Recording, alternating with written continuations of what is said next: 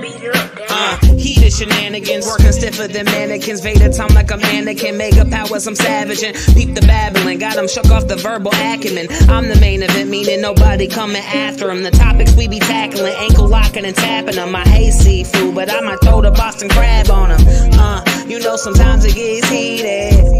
You know sometimes it gets heated.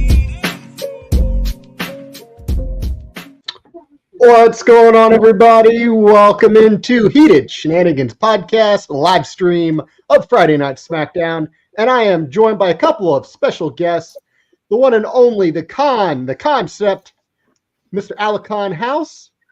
Hey, what's up, man? Representing In Your Howse Podcast, one of the top podcasts out there. Make sure to check them out on all social media and on all of their platforms. Brett, unfortunately, will not be here tonight. He's a little bit tied up over here at the moment. So next Monday night, Brett will be back with us. But in the meantime, we're holding it down. We're about to start SmackDown. Gentlemen, how are we all doing tonight? Man, I am doing great. Happy to be here on the Heated Shenanigans Podcast. It's most definitely going to be a movie. I got my co-host here, Grun Meister, coming through. And yeah, we're excited to do this watch along, bro. I am excited to have you guys here with us. Just want to say hi to some of the guys out in the chat. Craig, as always. Parker, welcome in, guys. If you've not already, guys, please hit that like button. Sharing is caring. Share the stream. Leave a comment. And if you have not already, hit that subscribe button. It is a great free way to help out the channel right here at Heated Shenanigans Podcast, guys. We are, about 2 weeks now from SummerSlam? Yeah. We're about 2 weeks from SummerSlam, man. And we've got SmackDown coming on the air right now. They just got to have, we got this Vignette coming up here. They're showing everything from last week, everything with Cody. What is Cody doing going out there with four big dudes right there, 2 Tongans, 2 Samoans? I couldn't do it, man. Grun, what say you?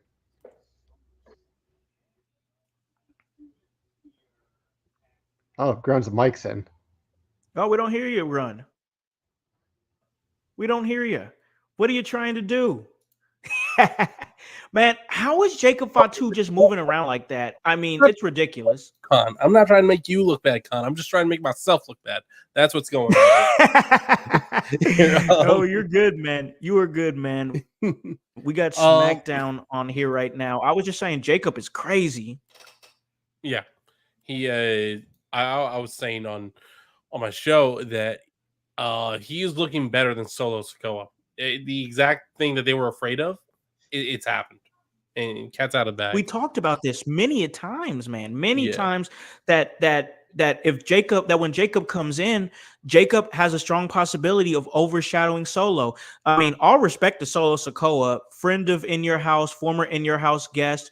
But man, like Jacob came through and he's just like, he does everything that Solo can do, but he does it better, respectfully. I don't know if you feel that same way, Scott.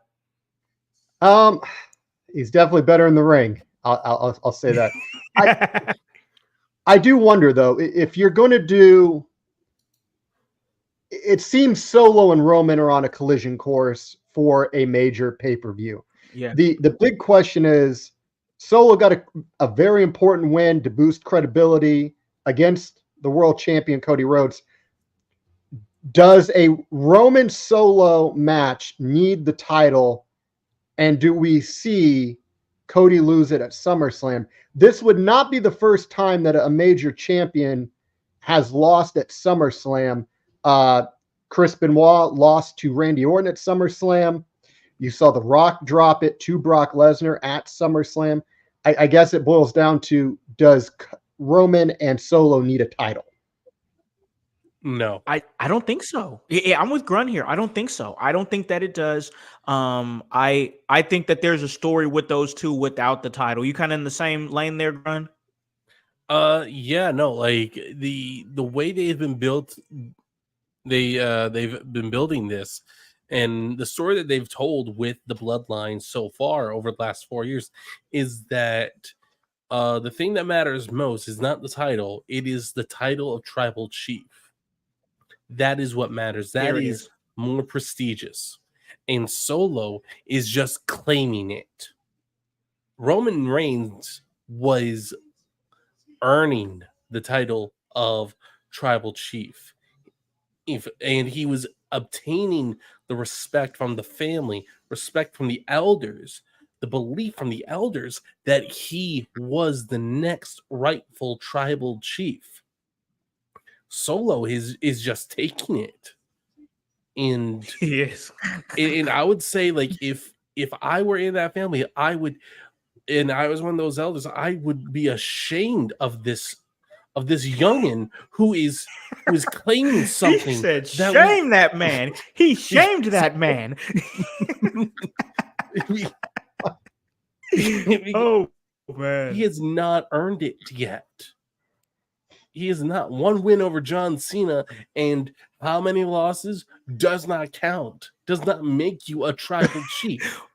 Bro, that was so funny to me when he said losing has consequences when he had went on like a 48 match loss streak. Yeah. Oh man, I don't know, man. I guess one question I have, and this is away from the whole bloodline thing, as we see Cody in the ring here. I wonder what their budget is on Cody's pyro. Like, my God.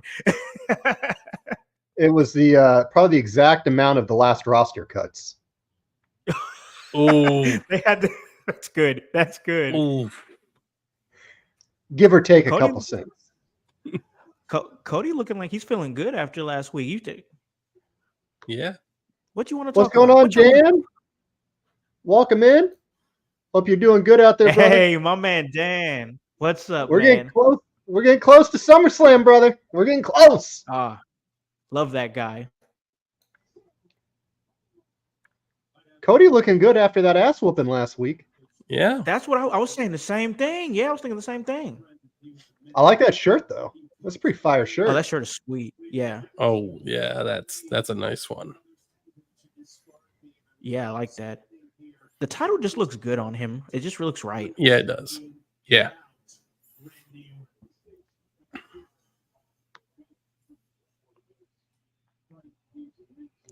God. How long after SummerSlam do you think we get before Orton turns on Cody? That's a great question. I can see it. I can see them waiting a while. Maybe the match happens at Royal Rumble and it happens at Survivor Series. What if he turns on him at Bad Blood, leading to their match at Survivor Series? That could be it. I've been very much of the belief that is a match that they want to get to, and it's just a matter of time and how. I think Survivor Series feels like the right spot for that, honestly. And Dan, we over at In Your Howse did a title draft like a couple of months ago, and the Winged Eagle belt was my number one pick. As it should be. That was a good belt. Yeah. Great belt. Loved it. Oh, he mad. Uh-oh, Cody's mad. He's like, that's my brother. Mm-hmm.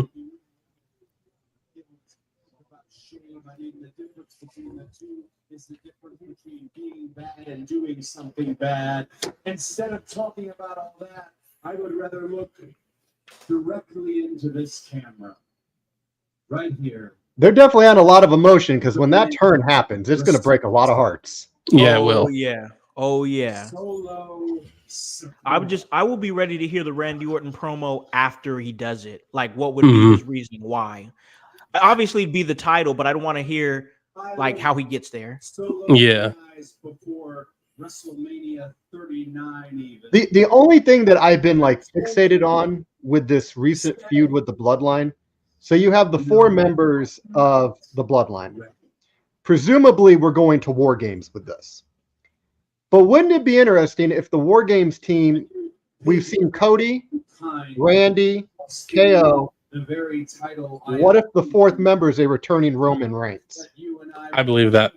I believe that the team, that the final, I don't believe it will be 4-on-4. I believe it will be 5-on-5 because Zilla Fatu has also been rumored to be joining the WWE soon. And do you think we get Hikuleo first, though? I think so.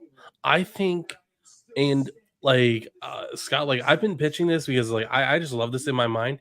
Hikuleo comes out while the Bloodline are attacking whoever, and A-Town Down Under has now made their appearance. Didn't know that they were still attacking. What are these guys doing here? What these? Who asked for These them? I didn't ask. Scott didn't ask for them. Grunt didn't ask for these guys. No. What? Couple of J-bros. What do these guys want? What's going on here? Definitely jabronis. Come on. Yeah. This will probably be the last show we see them as a team. I hope that's so. what's coming. I hope It's so. coming. They just have go away heat. you got two guys there. There's too generic, too much like Miz from the mid 2000s, and just nothing really original about them. Oh no, not the Miz. Grun, I'm not going to accept any Grayson Waller slander. I just saw a video of him with my favorite Major League Soccer team, FC Cincinnati, and he was doing a shoey in the crowd. I'm not going to take any Grayson Waller slander. Sorry, balls. Sorry, boss. You're good, man. I am wondering why they're out here, though. They want some smoke with Cody. Yeah. It's going to be another added failure to the tag team. Definitely. They're going to collect those failures like Thanos collected Infinity Stones. Oh my goodness, they're gonna be sitting over there. Yeah. Okay, we fighting. We're doing this already. Cody's not here for talking right now. I can honestly say though, I don't think I've seen a babyface top star ganged up on by more heels consistently than Sting. Yeah, seriously. I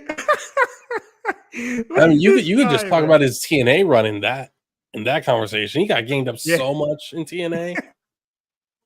Uh-oh. Crawford just handed him a chair.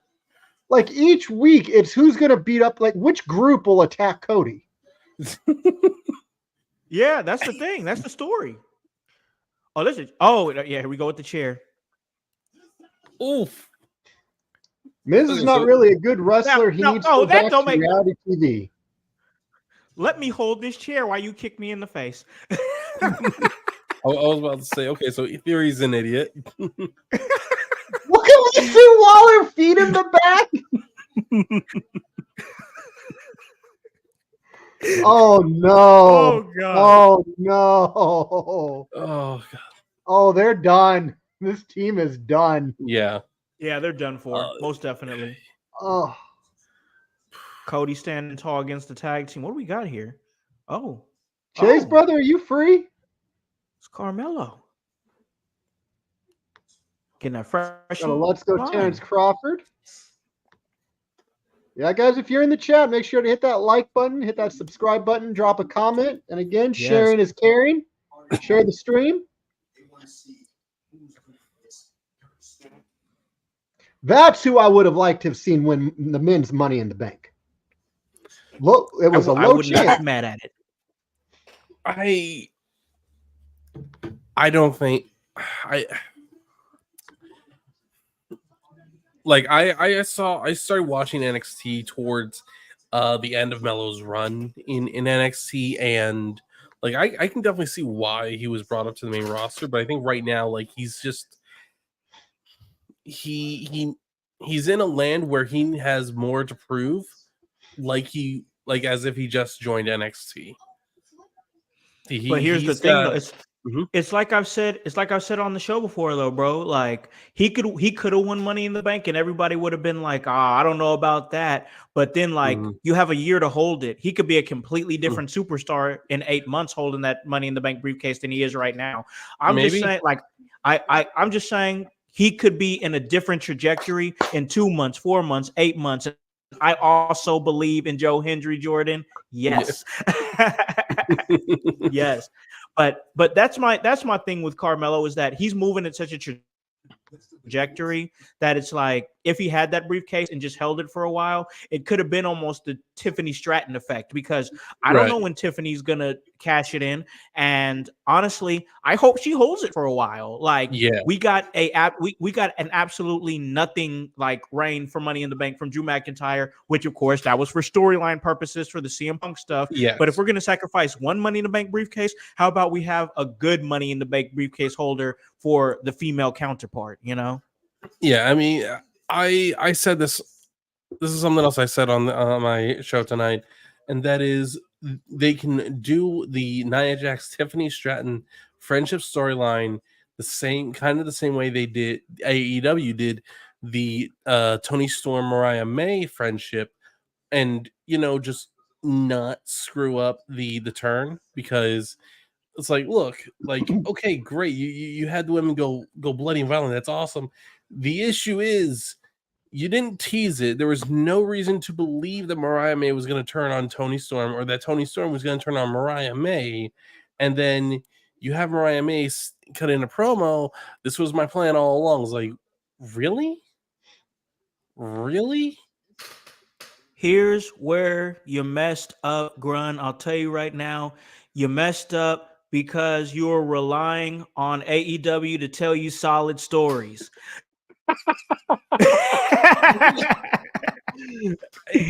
AEW is a great promotion. I think AEW is great. I am not a hater. I do not wish that. A bunch of people out there on the internet, I want the company to go under. Are you insane? Are you nuts? More wrestling is good for everybody. I'm just saying that they're not telling stories on the level that WWE is. And I think if they did, it would really hit a lot harder for them. I really do. Yes. I think so. Go ahead, Joshua says Tiffany cashes in on Tiffy time. Hell yeah. Hell yeah, she does. Her time. Hypocrisy Jones, my man. Sweet. Yeah, we here with Scott doing our thing. Oh, we talking about stories. Yeah. We over here with our guy Scott here on Heated Shenanigans, man, having a great time watching some SmackDown. Mariah has all the momentum. She cannot lose at All In. I have not watched enough AEW to have an opinion on her momentum. I watched Wednesday. I'm not so sure on her momentum, but she's talented for sure. Interesting question. If you had a Mount Rushmore of WWE, who would put on it, men and women? Oh, why would you ask something like that? Why would you put me on the spotlight like that? My goodness. I mean, so much great. You got Trish. You got Trish on there? Yeah, Trish Stratus, more because of how much she was willing to do things that were humiliating. And I think paying that price was what got her more opportunities on TV and got her opportunities in the ring. While I definitely think we've seen a better version of her in more recent years, I think she should be celebrated for the sacrifices that she made in her early career. Stone Cold Steve Austin. Stone Cold was on mine too. He's on my mail for sure. He just, the way he impacted everything. Also for me, I got to add on the women's one, Lita, because the impact that she had. Because Lita just really I'm not saying that she's the greatest women's wrestler of all time. It's not about that. It's about the impact. Look at how many careers she affected from her different style the time that she was out. She was that cool girl next door that would actually get involved with the matches with the men and everything. She jumped off the screen to me when she was with S.A. Rios when we first saw her, and I just think her impact on the culture of women's wrestling was just so important. I can't not have Lita on that list. What's going on, Dre? Welcome into the chat, brother. Hopefully you're out there doing well. For the women's, I might be a little bit biased on this, but I think we need to start giving a lot more respect to Victoria. Somebody Victoria's that has great. Criminally been underrated and unbelievably done a disservice by not being given her rightful place in a Hall of Fame in WWE. Victoria, along with Trish, was in that era where they were trying to fight against like being sexualized as objects in WWE and not viewed as wrestlers. Right. And Victoria and Trish were going out there having phenomenal matches. And I really feel Victoria deserves to be on that, especially. Also, look at her finish. It's one of the greatest finishers in history for not just women, but for men as well. Yeah. You know, let me build on that a little bit with Victoria. Scott, you talk about the time that Victoria was prominent in the WWE and how they were fighting against being sexualized and stuff like that. At that time, like I was very much in that stage where I was like, man, I wish the women competed as competitively as the men do, you know? And when Victoria came out, I was like, oh, I'm going to watch this because I know this match is going to be good. It's going to be a woman who knows how to wrestle. I know the match is going to be good. It's not going to be a bunch of, you know, botch after botch of respectfully pretty blonde girls that don't know, you know, their arm from an elbow, from a headlock or anything like that. Victoria she knows it. She knew it. Anytime she came out, I knew the match was going to be good. Victoria is definitely criminally underrated. You know, another one I think belongs on the women's Mount Rushmore. That's Mickie James. 100. Yeah, 100. That was actually my first wrestling crush. Not even gonna lie, but she's also a fan. She's also a fantastic in-ring competitor and has contributed in so many different ways to the business. So many different ways. I mean, I was talking about her feud with Lay Cool when they were calling her fat, and like I remember as a kid, as a teenager, I'm like, wait, Mickie James is fat? I was gonna say no, and that's the thing. Like what? That storyline always bothered me too because I was like, really, this is where they're going with this? Yeah, Mickie James is like, she's Mickie James. You ain't gonna sit up here and call her Piggy James. That's not no. Because if I had the privilege and the opportunity, you know, I'm married now, happily married now. But before, if I had the privilege and opportunity to take her out, I would definitely pick her over like Cool 10 out of 10 times. Oh, Alacon's starting to preach.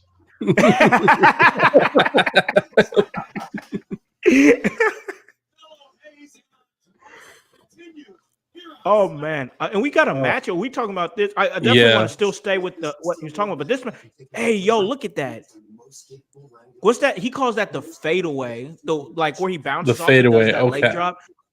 I like that leg drop. Oh, Jazz. Yeah, that's leg drop is sweet. Jazz, man. Oh man, voice. Yes, Jazz was amazing. I think I only knew her as Jacqueline in TNA when she was with No, Jazz James and Jacqueline. Jazz and Jacqueline are separate. They're separate. Jazz. Yeah, Jacqueline was great too. Jacqueline was another one like Victoria. When she came out, I was like, okay, I'm about to see a wrestling match. This is what I'm about to see. It's just another one who was like that. Ivory. Ivory was another one that when she came out, I was like, oh, we're about to wrestle. Molly Holly, when she came out, oh, we're about to wrestle. You know, I thoroughly enjoyed those women. Can you imagine Victoria in her prime in the current landscape? She would fit in perfectly. Jacqueline in her prime in the current landscape. They would probably fit in perfectly and probably be dominant.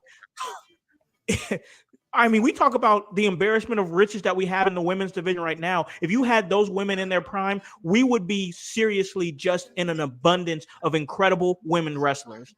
Yeah. Joe Hendry. Jordan, do y'all see Joe Hendry winning tomorrow night? That is a good question. On TNA Slammiversary. Because you got Moose, you got Frankie Kazarian, you've got Steve Macklin, you've got Nick Nemeth and Josh Alexander. That's a lot, man. That's a lot of elements. And the system can legally, my understanding, if this, unless there was some special stipulation, the system can legally get involved in the match. So you have that in Moose's corner. I would assume so because it's a multi-man match. There's no DQs on multi-man matches. Yeah. Yeah. So there's it's Kazarian, Alexander Moose, Namath, Hendry, and Macklin. I don't know. They might put it on. They might put it on Hendry to try and entice him to stay with TNA. Because I think his contract is up within the next 6 months too. But here's another thing. Maybe they want to put the title on him so they can have the title shown on NXT because he's been on NXT. Maybe, yeah. They could definitely do that. It's Victoria a great question. I think that would be an awesome tag team. Oh, those two as a tag team, definitely. I could see that. But Victoria and Rhea, take my money. Yeah. I do think that we're not understanding the tag team that we could potentially have. Tiffany Stratton and Rhea Ripley. I think that's it's an odd combination. What are you doing? So what is this? Is this like when we had Barbie and Oppenheimer drop the same weekend? Is that what you're doing here? Is that what we're doing? Said Barbie and Oppenheimer. Yeah. I mean, I think it would be a strange combination that would work really well. Oh, did y'all see that clothesline from Andrade? Yeah. These two, like, what are they doing putting this speed title on Andrade, man? I want to see more. I want more Andrade. I want more Andrade in prominent spots. I could like put him because correct me if I'm wrong. Is Andrade a former U.S. champion? I believe so. Yes. Yes. Okay. Yes. Okay. I would like to see him back in that situation again. Obviously, we're moving towards LA Knight and Logan Paul. Oh, dang! The way he twisted that knee up was nasty. Ooh. But I could definitely see him down the line go for that title again. That'd be sweet. Craig Kazarian might take the win tomorrow night. Just saying. Hey, he's a TNA original. I would like to see I would honestly like to see AJ Styles pull up tomorrow. I'm not gonna lie. Not saying that he has to be in the main event, but doing something, cutting a promo, something. It feels right seeing him back in TNA, and especially since they've been letting him go on excursion and stuff, and go to Japan and all that stuff. I like how they're using AJ Styles right now. Like putting him in TNA right now feels like perfect. Oh yeah, or at least just a couple appearances. Who is Dan talking about? If he's in the Tongan twins? There's so many members of that family. Like, yeah, seriously. That's what I'm saying. Like, I don't. There's know more who the Tongan twins. Are. You know what? I watched Wrestle Talk's video that they put out months ago on the family, and I'm like, oh my god, I did not realize the Tongans actually were in that family tree. I'm like, oh no, they're probably just more Samoans that aren't in the family tree. Nope, they're part of it. There's a lot of them. There's so many. I 30 plus, 40, 50 that have been wrestlers. Yeah. What's y'all's opinion on Motor City Machine Guns coming to WWE? Is it official? I don't believe it is official. I don't know if it's official, but I'd like to see it. But so what I remember hearing, someone had said in the house call chat or private chat or our private chat mentioned that they were in talks with WWE. I thought that was a joke because a couple of months earlier, I heard that they were in talks they were finalizing the deal with AEW. And then turns out, they didn't finalize the deal. Now they're in talks with WWE. So I think it's good. I think it's a good idea. I think it's the best decision for them because it allows them to keep working with TNA, even if it means that like they would have to go to NXT. Like I can't see them being at a point in their career where they would mind having to go to NXT to work with TNA. No, I don't know because like they've made their money and now it's like they know that people hear Motor City Machine Guns, people are going to tune in. They know that WWE knows that like we can make them any deal we want. We know we're going to make money off these guys. There is one match. It is a no-brainer that needs to be the first feud if the Guns are going to WWE. And the first feud is DIY versus the Guns. I kind of want to build to that, but yeah, that is right out of my head. First ever I was best going to make of that 7 point, tag put them team on match. SmackDown. That's what I want to see. I want to see it too. Most definitely. Most definitely. I think they're coming. I think they're coming, and that'd be sweet. Yeah.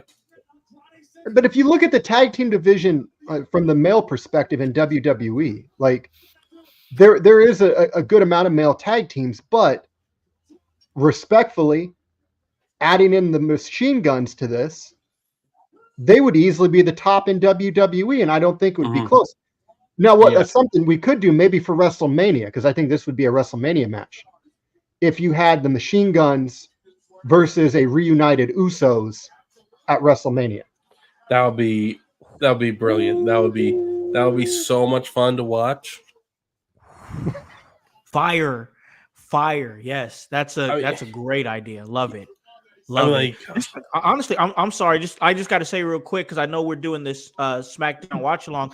That match was fire. While we were talking about the Machine Guns and everything. That match went crazy. Andrade picked up the win. That was really good. I just wanted to put that out there real quick. Oh yeah. It's definitely proof that Andrade should get a few more opportunities on weekly television. Agreed. Or higher. Agreed. Yes. I think the only problem is that they seem to be wanting to do a Andrade Santos Escobar match, which like I imagine that would be a very good match. But it's like either they just stop doing the feud or they try and finish it relatively quickly before the end of the year. But let's face it, Grun, and we've talked about it on our show. I know I've said it, like Legado El Fantasma is flat, bro. Yeah. It's flat. Like, no disrespect. We just got to keep it real. It's not anything personally against these talents. I like Escobar, fire. Like, he's a great worker. I love what he does. But the stable's flat, bro. It's flat. It's not anywhere where we thought that it should have been at. I say the same thing about the Pride with the Street Profits and Bobby Lashley. I know Bobby Lashley's on the sideline right now, but like these are two stables right now that are just like, what are we doing?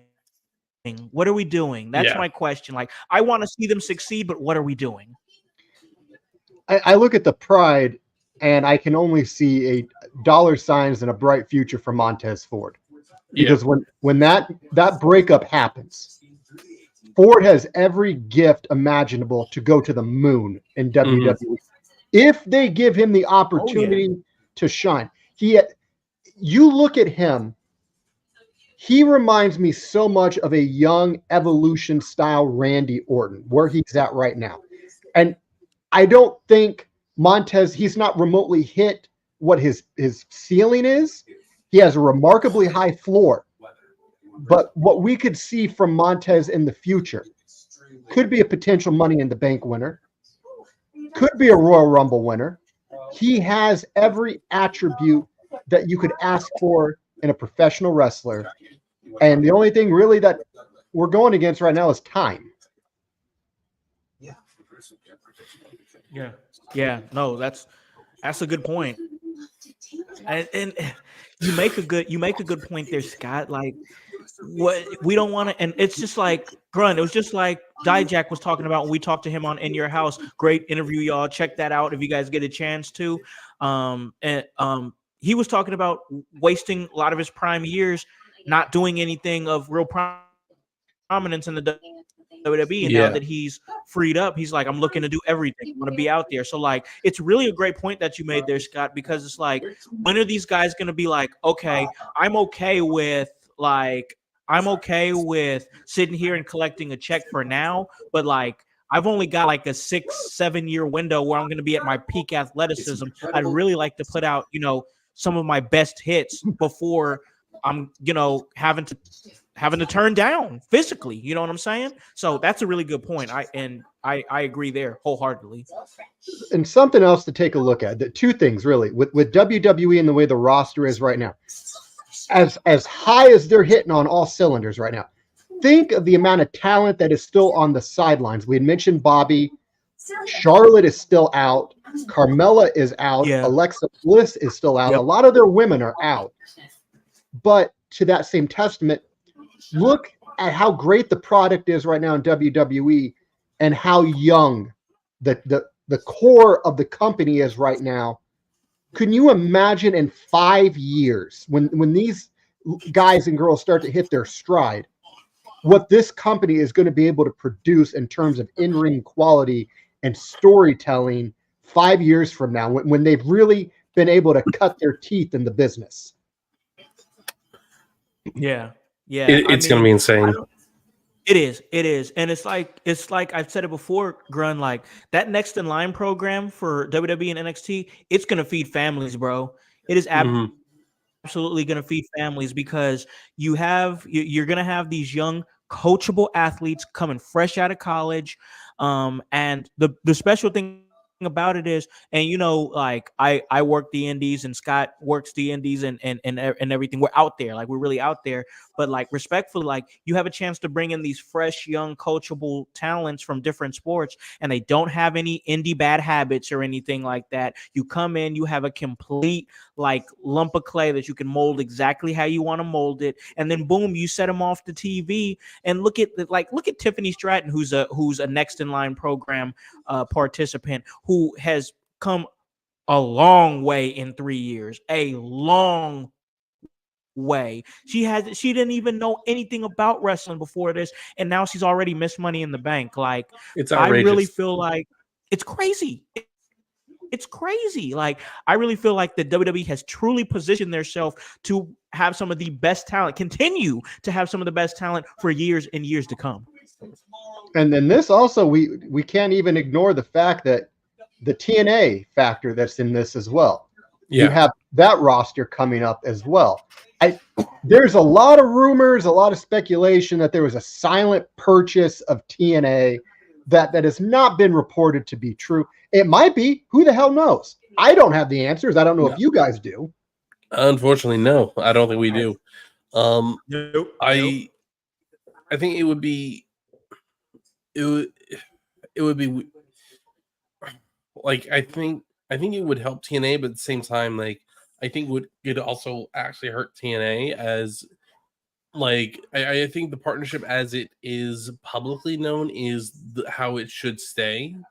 Not while TNA could definitely benefit from having more money, I think they'll lose their core audience and might not actually be able to justify the spending or the buyout. So we got a pretty good promo going right now between Nia and Bayley. Right. Realistically, Nia's been on a tear lately. That's probably the greatest run she's had of her career. Does it culminate in a women's world championship win at SummerSlam? And I guess more importantly, to answer the question below here, does Tiffany cash in on an unsuspecting Nia Jax?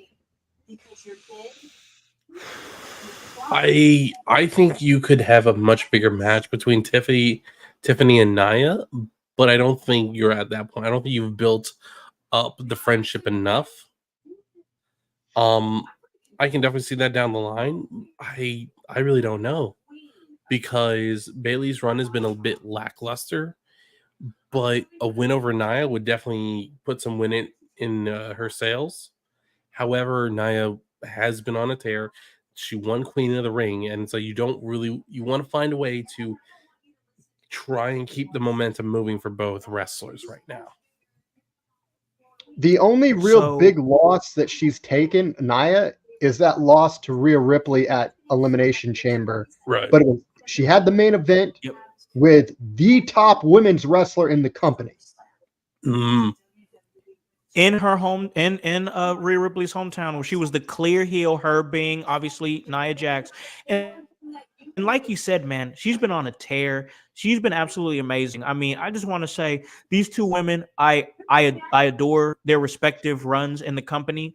Like Bailey just being the top baby face, and oh dang, she's taking it off. Where's she going? Oh, she mad. She better go find her. But but Nia Jax, I just feel like it's time. It's time to pull that trigger. Bailey is respectfully, Bailey, the character, is bigger than the title, and she's going to be able to tell all kinds of great stories without that championship. I think right now for Nia Jax, especially with the run that she's had just for the last, I mean, honestly, since her return, it's time. It's a great reward for her. It's going to feel right. And then boom, Tiffany. I'm not saying that Tiffany is going to cash in on her at SummerSlam, but I definitely can see where she was going to cash in on her eventually, and that could eventually even turn Nia Jax into a sympathetic babyface because she got screwed over by her little buddy, and that could turn into something. So like I think that there's a reality where she gets cashed in on, but I do think that we're going to see Nia Jax have her moment. And you look at the state of women's wrestling right now within WWE as a whole. The only negative I would say is both Vince and Triple H have struggled mightily to book the women's tag team division. There's currently an APB out on Unholy Union. They've been seen once in the last month. Mm-hmm. Yeah. I don't know what's happening there. I don't know. We're going to get GTA 6 before they get another title defense. Damn. That's a long time. And I see it because like when that change happened, Scott, I was so excited. I was super excited because I was like, oh, this is a great breath of fresh air to the tag team division. Not anything against Bianca Belair and Jade Cargill, who's coming out right now. They were great, and they were actually like finding their groove as a tag team. But I just felt like those two getting it was great. And now it's like, where are they? I don't know what they're waiting on for the women's tag team division. They have so many. They have more women's tag team top teams than they do men's. Yeah, it's crazy. Like Kaden Carter and Katana Chance, I championed them for a long time at the earlier part of this year because I was like, you got to really get behind them. They're an actual women's tag team that dress alike and have tag team moves, and they've been working together, have that chemistry, and like I really feel like that is what the tag team championship, the women's tag team championships needed, was a tag team just like that. Not just some, I like the idea of the two top stars together or whatever as a tag team, but like I want actual tag teams, and like they would have Chance and Carter out there from time to time, but mainly just out there to make another tag team look good. And I'm like, what are we doing here? They've been your consistent. So now they've cooled off on them, and now you had the Unholy Union. I was like, here we go, another tag team in the women's division that is a natural tag team that fit together, that have been teaming together, and it's like, oh, take them off TV. I don't understand. Well, and the other thing, if you look at WWE's women's division and stables, damage control's done right now. Like there's no momentum. I was talking about that. Yeah. Take them behind the shed. They're done. No. And I think that it's because I think we see Damage Control have one more feud, but that's the idea for that is, in my mind, is going to be to enhance this Zoe Starr, Shayna Baszler stable. I think and then after that, we're going to see it disband, and Sonya Deville, of course, too, as well as the mouthpiece. So Asuka's still out on injuries. That's the thing. Like this group has been ravaged with injuries. And the sad part is, because of these injuries, we never got them at their full potential. We only saw glimpses of what could have been. And really, this could have been one of the greatest women's factions we've ever seen. But because of the injuries, we're never going to know the full potential. Right.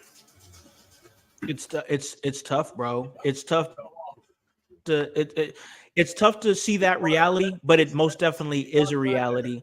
Dan says the best women's tag team in WWE champs currently. I want to agree with you, Dan. I do, but it's like I say all the time, like sometimes the best ability is availability, and we're not seeing them on TV be the best version of themselves, No, but they are. I have seen that they are working a lot of house shows. So it's like, and unfortunately, you got to look at since being called up to Raw over a year ago. Like they did not get a lot of TV time, so likely what it was there because I think Jinder said it on the Chris Van Vliet podcast that was on the episode that was recently released, is that you get your experience from the house shows. That's where you get it from. He did, yep. I listened to that episode. You will talk about women's tag teams. Chelsea Green, I think, is doing a lot for not just women's tag team, but for the women's division, because with her antics, the way she cuts her promos, and just everything about her, she drags attention to her. So then you look at what is she doing, what segment is she in, who's she teaming with? She's incredible. One of the best women probably working today.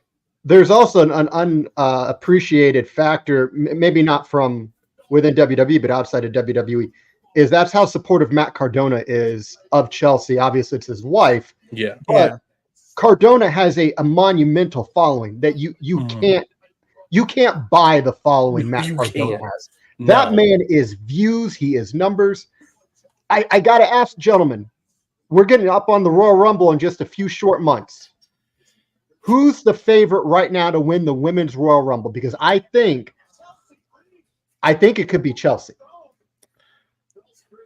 I listen. I think Chelsea's due for something. I really do. I really do. She's been on a run. We talk about runs like Nia Jax's been on a great run. Bayley's been on a great run, but Chelsea Green has moved in such a way, and it's like not only is she doing it and she's getting herself over, but like when she was paired up with Sonya Deville for a little minute there, I believe. And she was starting to get Sonya over. And then Sonya got injured and she ended up getting put with Piper Niven. Now Piper Niven has come to more prominence because of the Chelsea Green effect. Chelsea Green is the type of talent, and I hearken it to Bayley as well. It's almost like she's like that Jason Kidd, or that Magic Johnson, or that Tyrese Halliburton. Like she was like, I'm gonna throw you the assist. I'm gonna set you up, put you in a position to where you're gonna look really good, and it's gonna be because I set you up to look that way. And she's done it with talent. Bayley's done it with talent, and I really think that type of unselfish way of looking at the business, of getting other people around you over, should be rewarded, and that's why in time I do think Chelsea Green could be winning something big in the future, that being a women's championship. I see Craig saying Jordan Grace, and I think that would be contingent on her agreeing to sign with WWE. Her contract, I do believe, is up in December or January. They expedited it for WWE. What I had heard is they sped up her release. Oh, really? Oh, that would. Oh, speak of the devil, they shall arrive. It's Unholy Union. Hey, are they watching the podcast, guys, or are they taking booking advice? I guess. Yeah. There's royalty checks if that's the case. Yeah, we're gonna need that.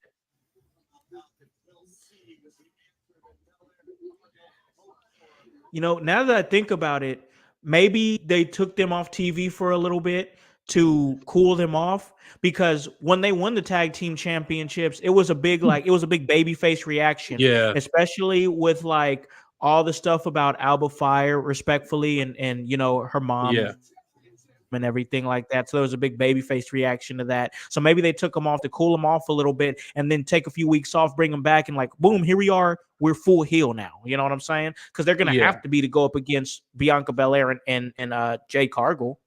Yeah. I guess the same token here, on the men's side of things for the Royal Rumble, do you go LA Knight? Do you go Jey Uso? Gunther, if he's not the champion by then? There's like 15 guys you could name that could be the men's Royal Rumble. Punk could win it. Yeah, Punk could win it. It's a real thought. Man, it's so tough to see. I'll say this. I don't want to see them do a repeat. I don't want to see anybody. I don't want to see them. I don't want to see anybody who's won it in like the last 3-4 years, maybe. Because we had Cody win it the last 2. So definitely in a spot where we got to see somebody new, possibly somebody like an LA Knight can slide into a spot like that. That's a possibility. But even what if the trajectory of Braun Breaker takes off and Braun Breaker becomes that guy who could possibly win the Royal Rumble? What if he wins the Royal Rumble while still Intercontinental Champion? Oh man, you really trying to Goldberg this man.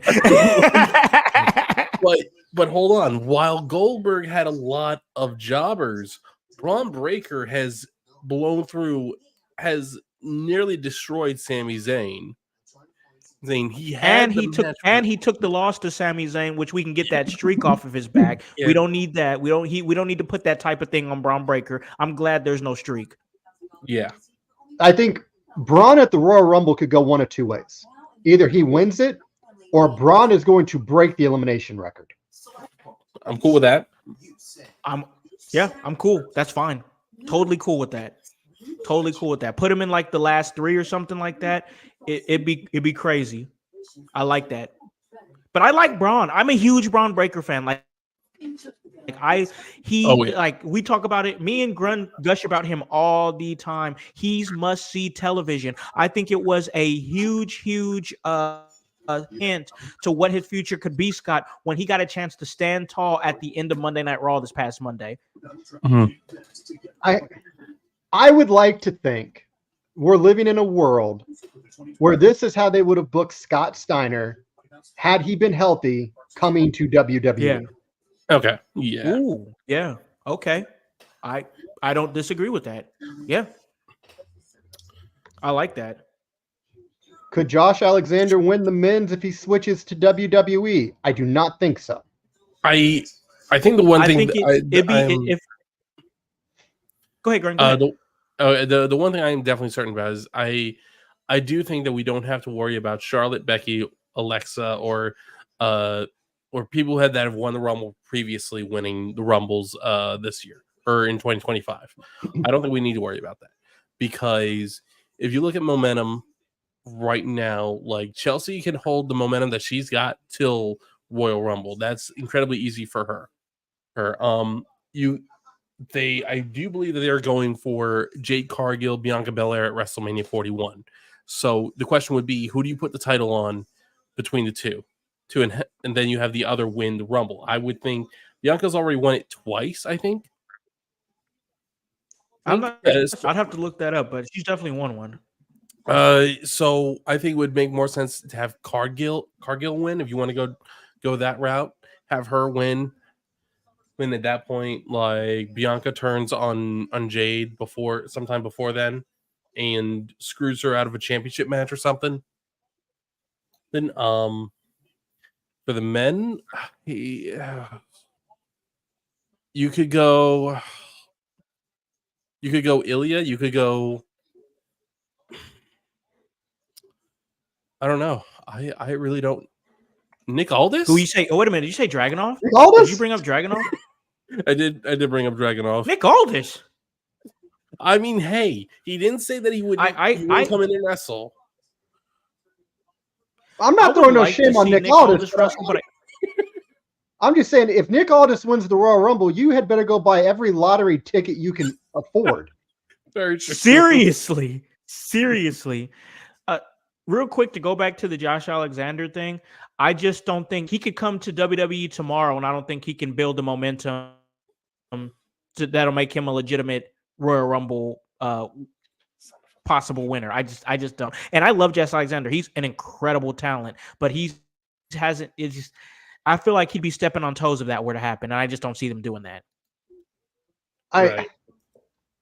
they got to play it safe, because if you start bringing in TNA people and throwing major titles on them and accolades over the people that have been there putting in the work since day one, and you're giving it to what is the competitor, I don't know. Like, there's something to be said about good faith, and because that's the thing. When Cody, and I said this years ago, when Cody made the jump back to WWE, he was 100% locked in to a major foolproof push, because they needed to prove, they being WWE, to AEW wrestlers that were on the fence about coming, that it is safe to make that jump, that you'll be treated fairly and appropriately, because they would have crushed Cody. They'd have never got anybody to make a jump.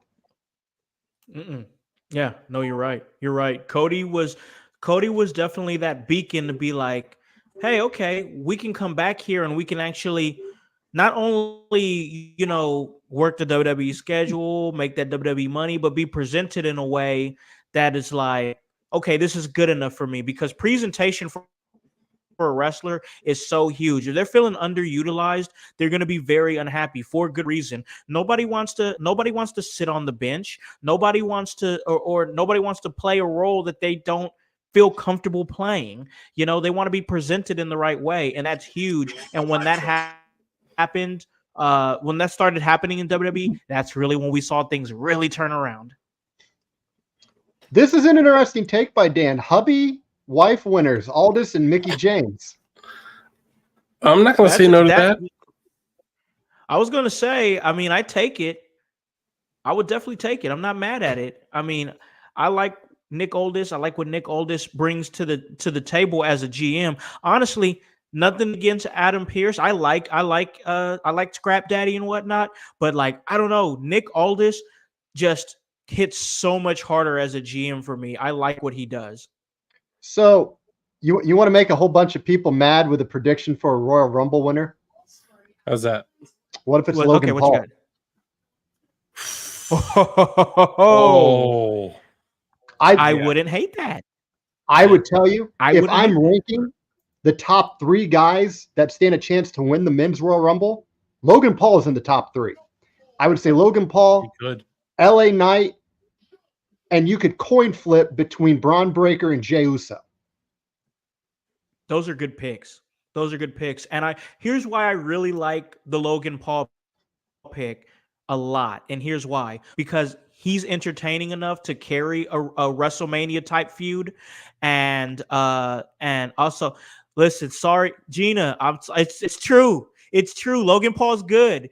And also, he's been on enough big stages, like having main event matches, that I feel comfortable putting him in a WrestleMania main event at this point, because he's proven himself to be a solid worker. So I like that a lot. Logan Paul, I know he's not popular, but guess what? Whatever babyface they put him up against is going to be over, because he's so hated. I think there's one correct choice. If Logan Paul wins the Royal Rumble, there's one guy that at WrestleMania, big numbers. Logan chasing CM Punk. Ooh, those promos will feed families for real. Yeah. Those promos will be nuts. Yeah. Oh, this is a good question. What is the greatest catchphrase in WWE history? Ooh, this Jordan Kirby bringing some heat with these questions. If you smell what The Rock is cooking, what is that? What was he cooking? What was it? I don't know, but it's still a generational line. It's a generational line. That's the bottom line, because Stone Cold said so. That's another great one. You got Suck It by DX. Everybody's got a price. What do you think, Grun? Rest in peace, Undertaker. That's Rest always in peace. Nice, easy to the point. I feel like this is the question where that's what The Rock's cooking, some pancakes.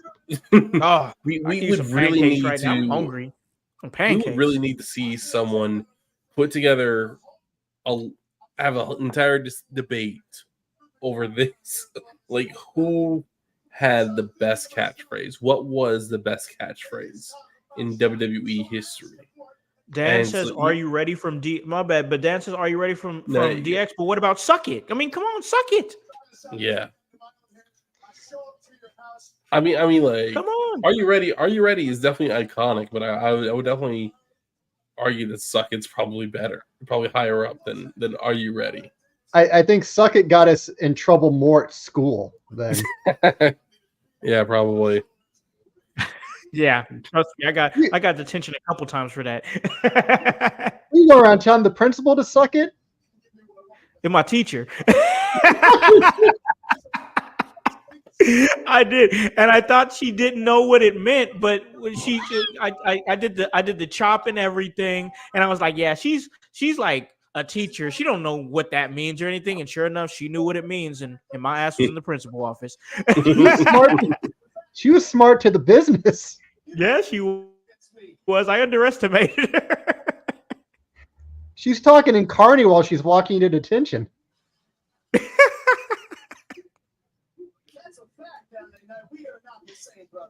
Oh, Logan is going off. Your entire existence is defined by what you do in this ring.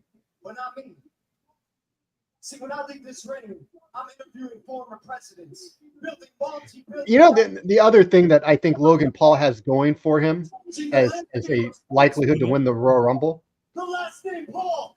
the amount of attention he would put on it from his podcast and social media following, that's another thing to keep in mind. Yeah. God, yeah. That's so underrated how important that is, and it's just a great point. He has a gravitational pull around him when it comes to attention. You want my accolades, but you are not me. Dang, he say you pretending to be The Rock. Don't do that, man, like that. Oh my God. Kevin Nash wrote this promo. Damn. My God. Nash emailed this verbatim for him to say.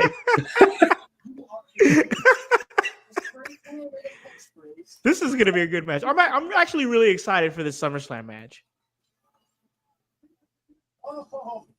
I think this is a must-win for LA Knight. Like, if this dude don't win at SummerSlam, Do or die. We're having a different conversation on Monday. The conversation we're having is what no-name news station is LA Knight going to be at tomorrow? Because no, like this is what I'm saying. Because I'm not saying he's going to lose his job. I'm saying like he's going to be the PR guy. He's going to be doing everything that Miz does. Because I don't know what you do, because like you had him on fire a year ago. He's been able to maintain a fire, but it's not as big as it was a year ago. You kept him out of the Royal Rumble, which was smart. It was strategic. Right, sure. You put him in that not the Royal Rumble, the Money in the Bank that you punted away. Yeah. We got to get some type of major win here for LA Knight. Yeah, I agree. 100% he has to win. Who's excited for CM Punk to be on Raw this Monday? I'm excited. I'm always excited for CM Punk. Always excited to see Punk.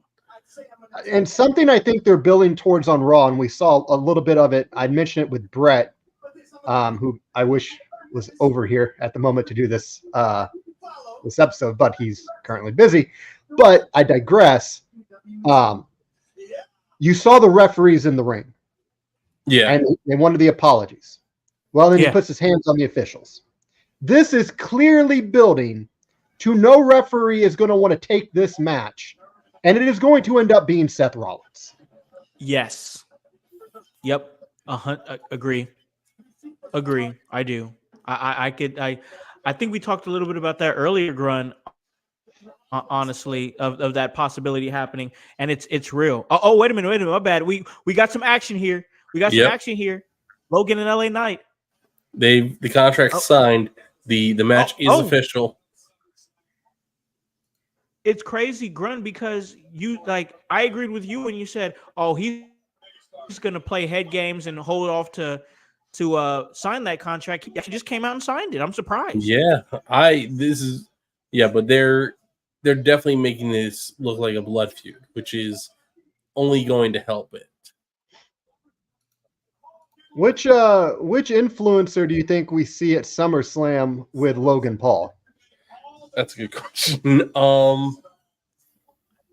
What's that? I'm sorry. I guess I'm old in that way. I don't know a whole lot of them. What's his name? Is it ISO Speed?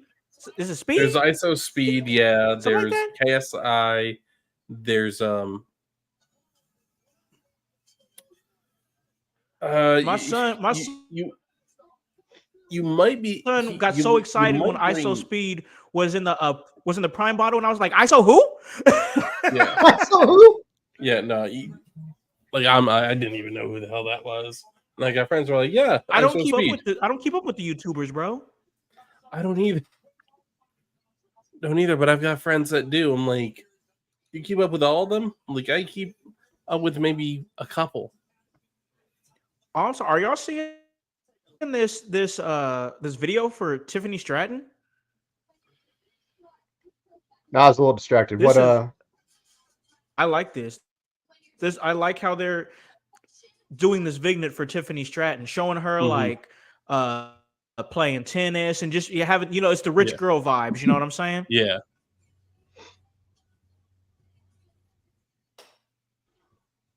I love what they're doing with Tiffy. Yeah, but at the same time, we were talking about something like this, I think, on a previous Sunday house show, where we're in an era of wrestling where it's hard to be a heel, which kind of piggybacks off of what Cody Rhodes said in an interview, where heels, you got to go nuclear nowadays. And because it's fans are too smart for the business. So while Tiffany is definitely supposed to be a heel, it's like, and she does heel stuff, like fans love it because fans don't care. Like it's just good. Yeah. Yep. The thing with Cody, and I talked about this in a prior episode. Cody is closer to being the next Ric Flair than he is the next Dusty Rhodes. Okay. Break it down. If you look at how Cody dresses, I don't think Dusty Rhodes in his life owned a suit. And if he did, it was made out of jean material. It was a jean denim combo. It was a 3-piece. But I am telling you, if you look at the way Cody carries himself, the way he talks, the mannerisms, that's big with his promo.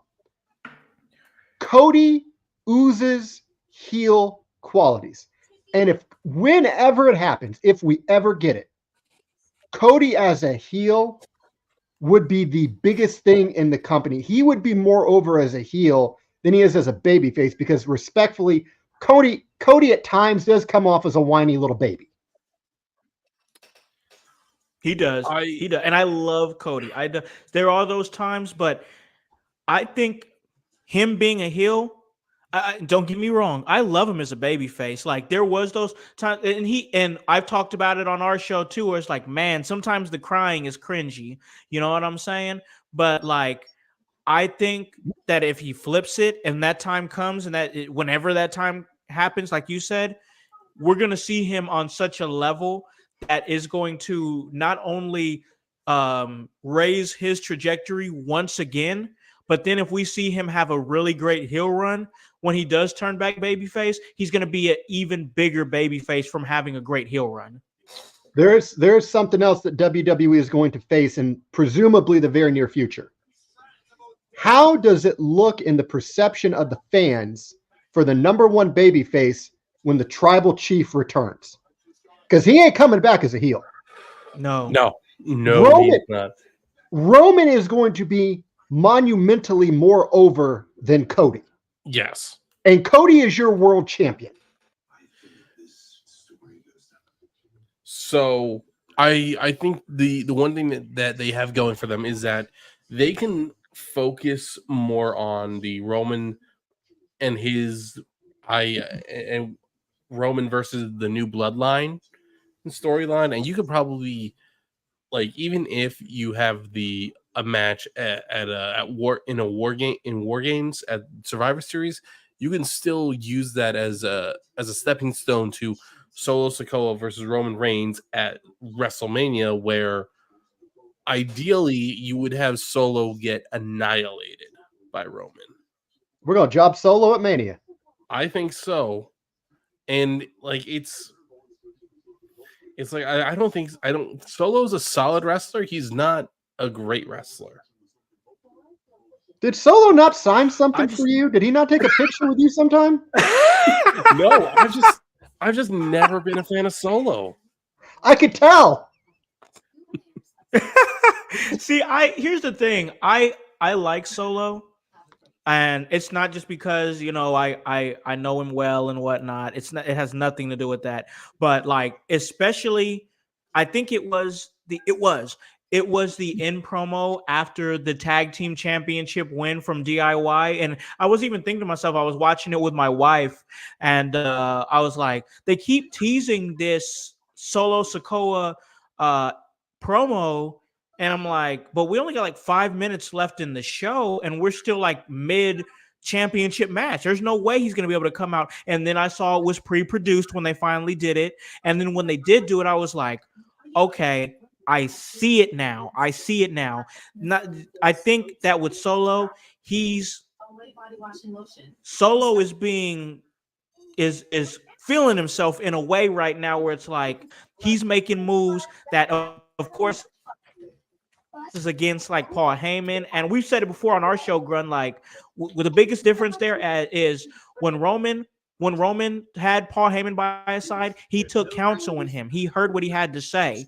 Maybe he wouldn't always take the advice, but he would take it in consideration because that he valued the words of his wise man, not Solo Sikoa. Solo Sikoa is going to do what Solo Sikoa wants to do. He does not want counsel from Paul. He did not want counsel from Paul Heyman. He wanted a yes man. And when that didn't happen, that's when he dispatched Paul Heyman himself and the Tongans and Jacob Fatu. And now it's a situation where it's okay, now Solo is feeling himself to a way where it's he thinks that he's the tribal chief. He thinks that he's the one, but now it feels like he's mad because nobody else except for him and his immediate family sees it. And that's the story there. It's you're not the tribal chief. Roman's the tribal chief. You can play cosplay tribal chief all you want to. You will never be that guy, So I think that's the story there, is that you're not supposed to believe Solo as the tribal chief because he's not the tribal chief, but he's trying to take over that role, which is going to force Roman to come back and be listen, all right, I've let you play games a little bit, but now the big dogs are in now. I'm about to show you what's up. And there's a story there. So we have breaking news. I'm going to butcher this. Do either of you know how to pronounce this? Hikuleo. Thank you, Krun. You're welcome. Has signed with WWE. So, wait a minute. What? So here's what I found. WrestleZone.com is the first ones to say that. Bleacher Report says Hikuleo signs contract. Bleacher Report says that. I haven't seen anything from Sean Ross Sapp. Fightful Select is reporting the same thing. We Are Wrestling is appears to be reporting the same thing. I'm seeing many outlets are reporting this. I saw at least 4 just now looking it up. Yeah. This is what you wanted, Grun. And I think it's very weird that it's being reported within the last 3 hours. As in, that during SmackDown. I think, it was being reported a couple weeks ago that Roman Reigns was going to possibly return before SummerSlam. No, at SummerSlam. That's a great time. Just show up at SummerSlam where I have tickets to that event. SummerSlam. I want to at SummerSlam. Look, yes, man. I'm saying at SummerSlam as well. I am positive that Roman will be at SummerSlam regardless. I want that. I want to feel that pop, that Road Warrior pop. That is fair. That is a fair point. Don't waste that shit on SmackDown.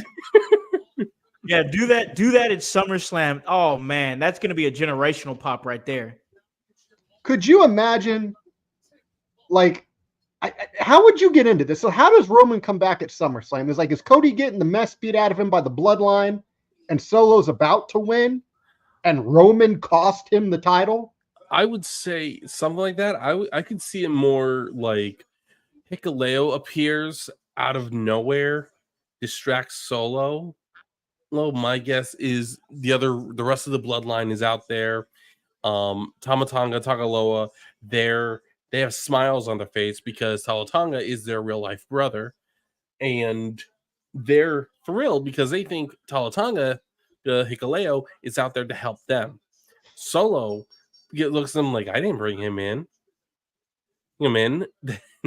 Then you hear the music and see Roman walk out, pissed off as all hell, with the wise man right behind him with the biggest shit-eating grin on his face. It's like, grin. And while you take the momentum away from Cody, like you've got everyone excited because now Solo is getting his shit. At this point, if Roman comes back and he's this on fire, do you just trade Cody to Raw? I can see them doing that. Listen, yeah. You actually, do. I'm sorry, girl. What do you got? You got something? So Netflix. So Netflix apparently has some requirements. They want Cody or Roman on Raw. My guess is that they would prefer Roman, but they'd be happy with Cody. So it's like, this man ain't even over with Netflix.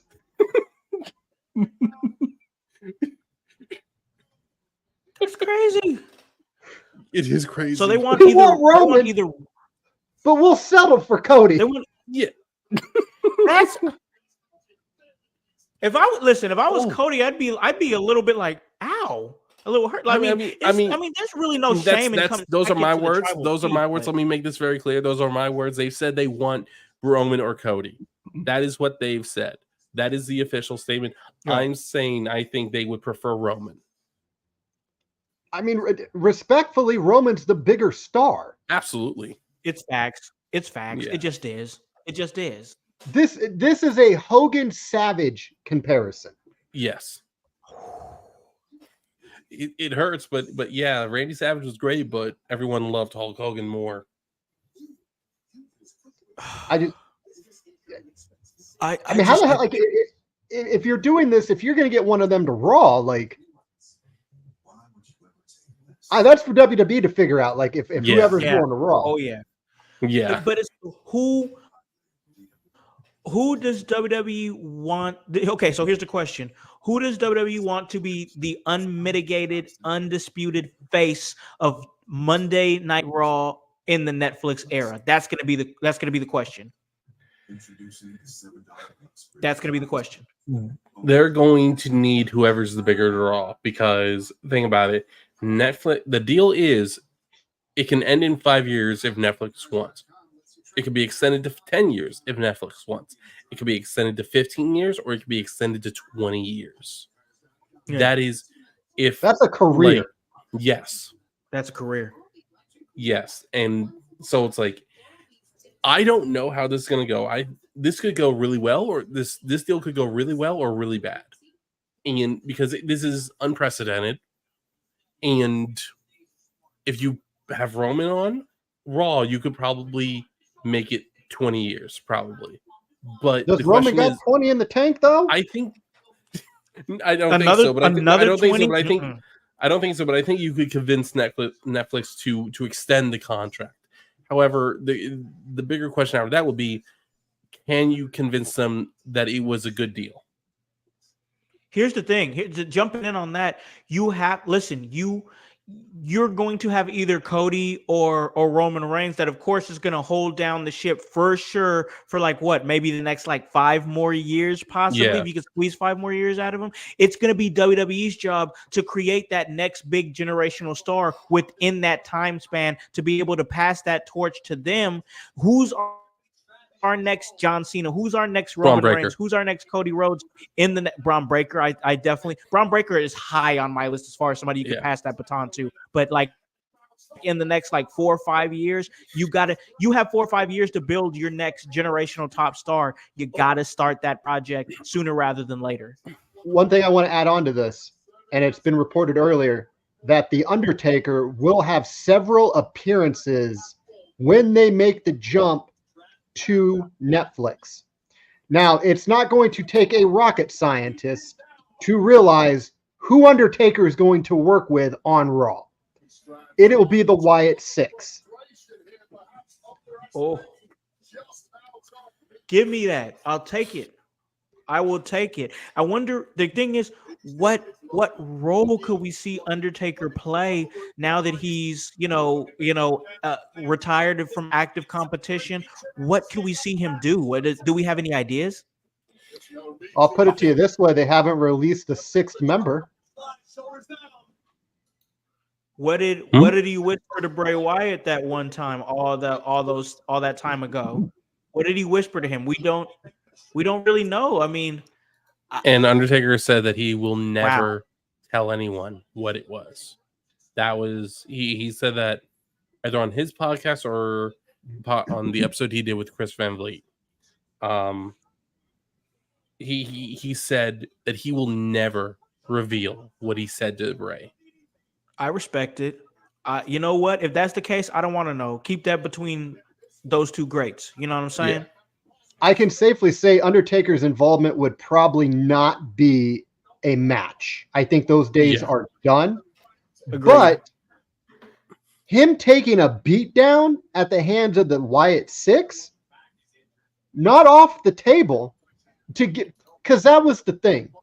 For all the ookum spookums that the Undertaker brought to WWE, he never passed the torch to a group or an individual that could run with having that luxury of getting that final match with the Undertaker. We saw what Brock Lesnar could do after beating the Streak. And Brock, he had a phenomenal run. He had a worthy run of beating the Undertaker's streak. You have a very young group, because the one issue I had with the Wyatt Six, and I still do, it is comprised respectfully of mid-carders. Yes. They need something to hang their hats on, and beating up Chad Gable every week ain't going to put you in the promised land. Now, beating up The Undertaker gives you some credibility. It gives you an edge. It gives you a reason to pause, like, all right, damn, that's The Undertaker. They're just whooping his ass. I think we're going to see a passing of that torch with The Undertaker to the Wyatts. I think we can definitely see that. I'm okay with that. I like that, because I'm a big fan of what the Wyatt Six is doing. They've been taking really good care of that. And if you bring the element of, like, honestly, my favorite wrestler of all time, Undertaker, and everything that he's brought to the business and just what he means to the business, and just to give that group that type of rub from somebody on that level, that can definitely change the trajectory for sure. Imagine what it would do for him. Imagine getting that credibility, because what are we building up to as Bayley destroys the... Hey, what's Bayley? She's gonna... Did Michin... I'm sorry, Michin just won. She just beat Tiffany Stratton. Maybe the Money in the Bank briefcase curse is really a thing. Is that still a thing? Apparently. Let me point out, normally when they start losing, that's when the cash-in happens. Yep. True that. And honestly, I like this decision, to be honest, because, like, it doesn't hurt Tiffany to take a loss right now because she has the briefcase. And I think Michin needs to start picking up wins for sure, because they've been booking her in an interesting way. Oh, it's the Bloodline. Well, they did just stomp and destroy that briefcase, so maybe next week she can have her own bedazzled version. That could be why they did that. So we finally get the Pretty Princess briefcase.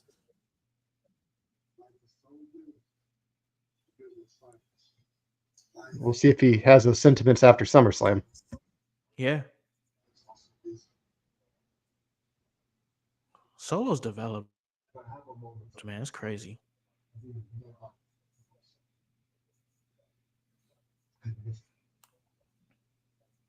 I'm not talking about who's going to be Cody Rhodes' tag.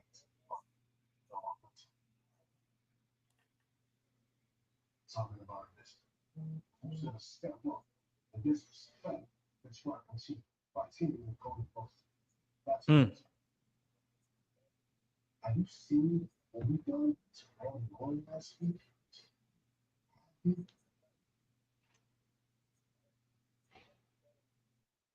So if you're on Cody's side, that means you're against our family, you're against the bloodline, you're against the church. So tonight we better be someone that pay. This bloodline is scary, man. I like it.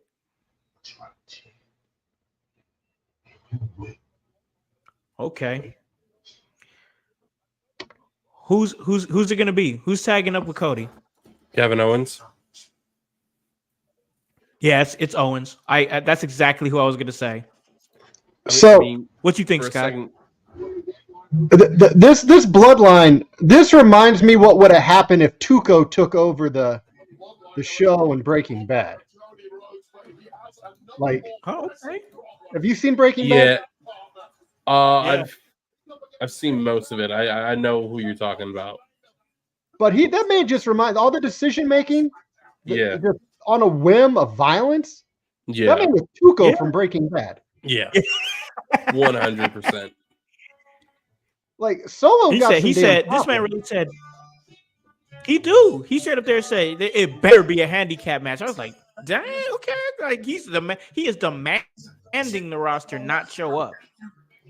I swear to God, if they waste the pop tonight and that mystery partner is Roman, I'm gonna be so pissed. I don't think they do. No. I don't think they do because I think like you've heard the crowd, like they know Roman's coming back. They just don't know when, and they're loud as hell when the bloodline's in the ring chanting, "We want Roman." I did think for a second there, maybe it's gonna be Hikuleo. Last break. He's like, he said, I know you just signed the contract, but can you start today?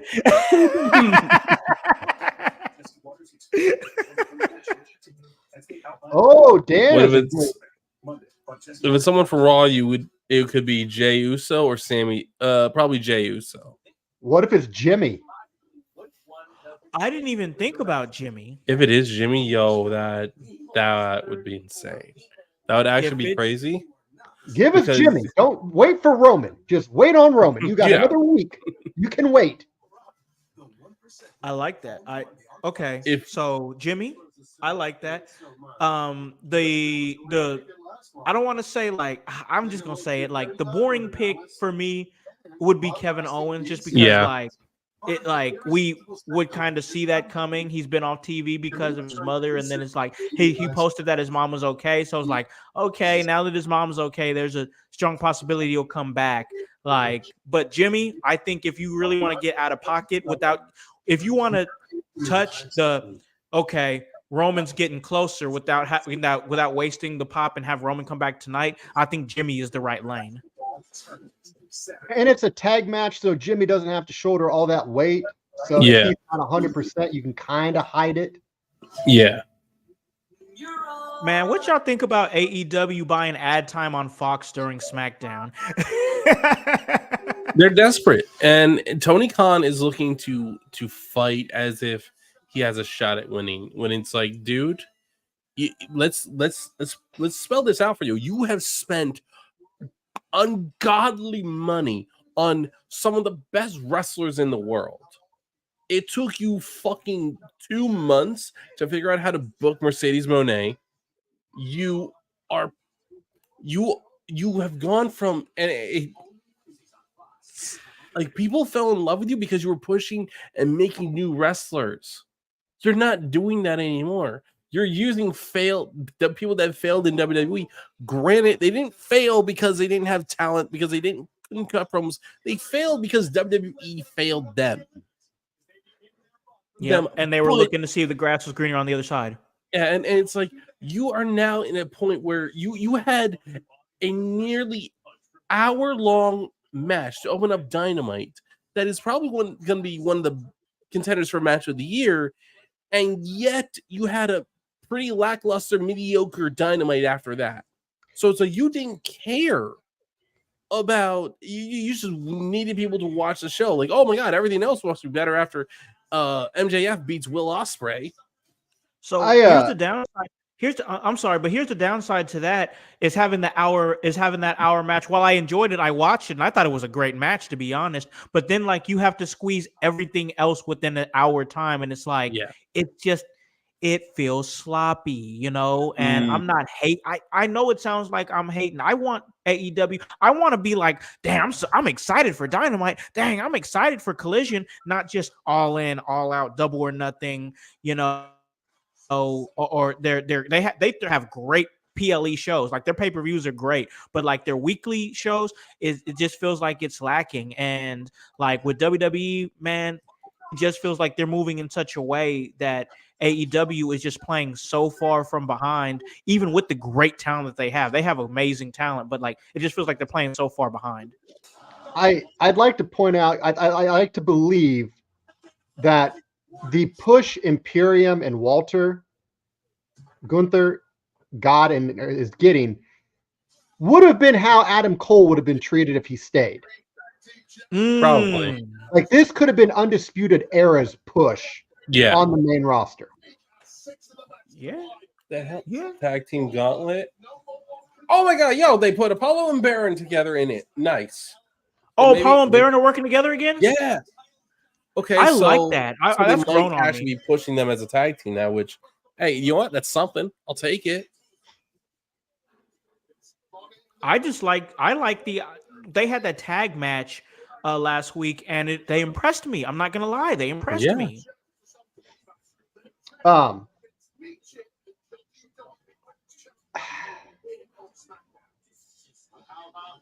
Terrence Crawford, the consensus #1 pound-for-pound boxer in the world, with a perfect 40-0 record, will move up to 154 pounds. The challenge Israel Cody. Junior middleweight world title, August 3rd at BMO Stadium in Los Angeles. The event to be presented by Riyadh Season and League One. Well, here is Excellency Turkey Al-Sheikh. Anson, no shock at all.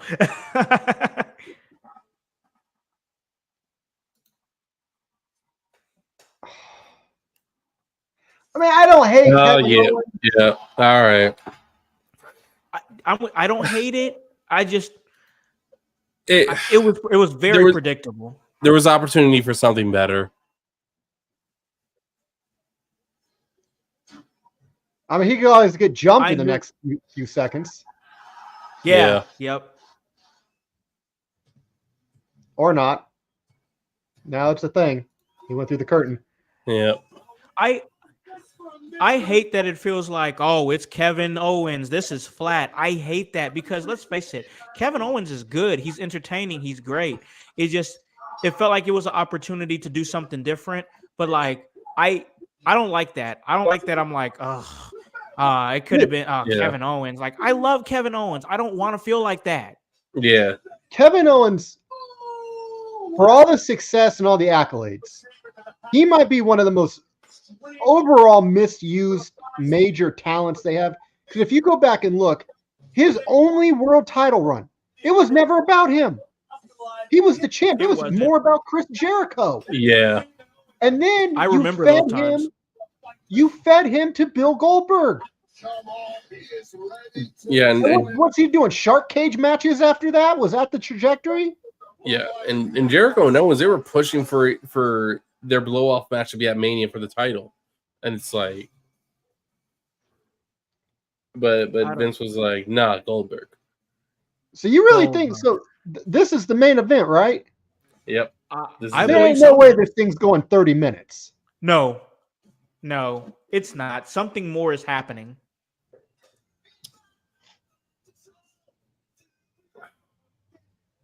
I don't know. The one thing I've learned is that Triple H is playing 4D chess, and the rest of us, we can't keep up in checkers. This Triple H is playing on a different level, and he is keeping us guessing. He is zigging when we think he's gonna zag, and he's zagging when we think he's gonna zig. I don't hate that. I really don't. No.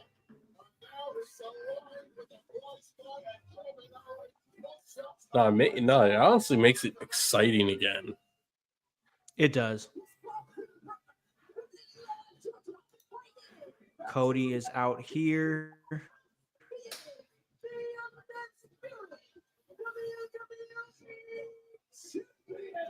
And the thing is, like, I kind of would have liked it to have been a better reveal if it was going to be Kevin. Yeah. You could have made him come out last. Yeah. Build something. Yeah. Yeah, which I think is leading to what House was saying, what you guys are saying, that something else, what you guys were both saying, that something else is going to happen.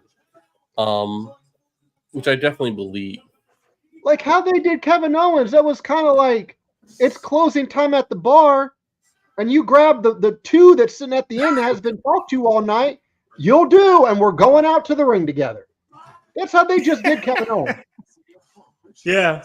Yeah, he was just like, see you out there. And Cody was like, okay. I guess you're coming home. And I love Kevin Owens. He's better than you. Me too. They're just for the best right to work. They're not. I love me some KO, man. I really do. It's just, like I said, I hate that. I feel like that, like Kevin Owens is just some ham and egg or something. This is Kevin freaking Owens, Kevin Steen. Like, it's just every now and again, like, and I trust Triple H. I do trust his process, but I sometimes I'm just like, well, and when do we see Jimmy back? Now that it's not tonight, when? What's happening? Man, I swear to God, if SummerSlam is Jimmy's return, oh no. There's no way that they would. They're not. They can't do that.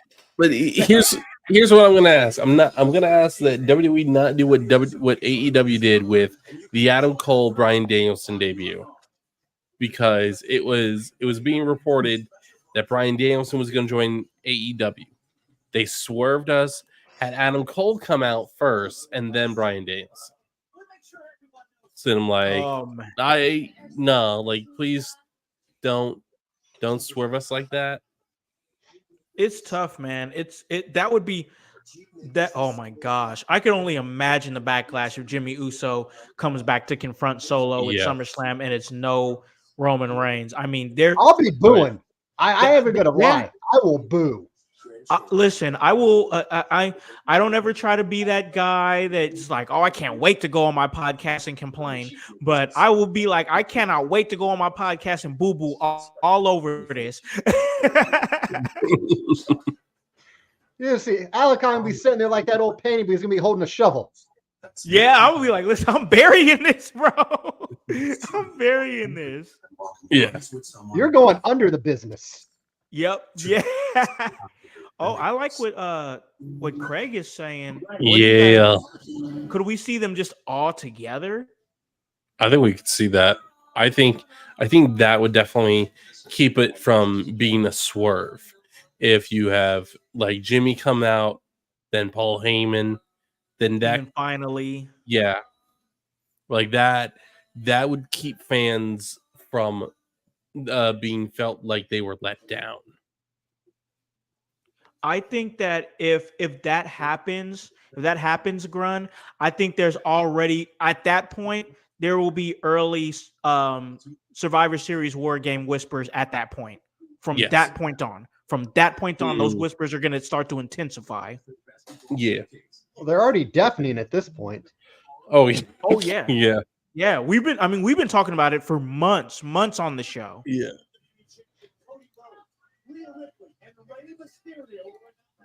Of course, they could eat the last 20 minutes up with commercials. Yeah, it seems like that's what they're doing. This is. I'm pretty sure this is the first time pro wrestling has been actually been put into a Call of Duty. Here's another question for SummerSlam. What are you going with as the main? Like this Cody Solo main event? Or are you going to go with Gunther versus Damian Priest, which kind of feels like a little bit more personal, a little bit more meat on that bone for the story? I think if you're going to go with what would be the better match and the better story, I think you would get a better reaction from Gunther Damian, but I think because it's Bloodline, it will close out the show. I think Damian and Gunther will open the show. Punk, Drew with Seth as a special guest referee, if that match is what's going to happen, because it's really a question of CM Punk's health. I will point out, it should main event. Dan's point, Gunther versus Priest should main event, but it won't. I do think that's going to be the better wrestling match. Yes. Yeah. I just feel like that's a good point, Voice. It might.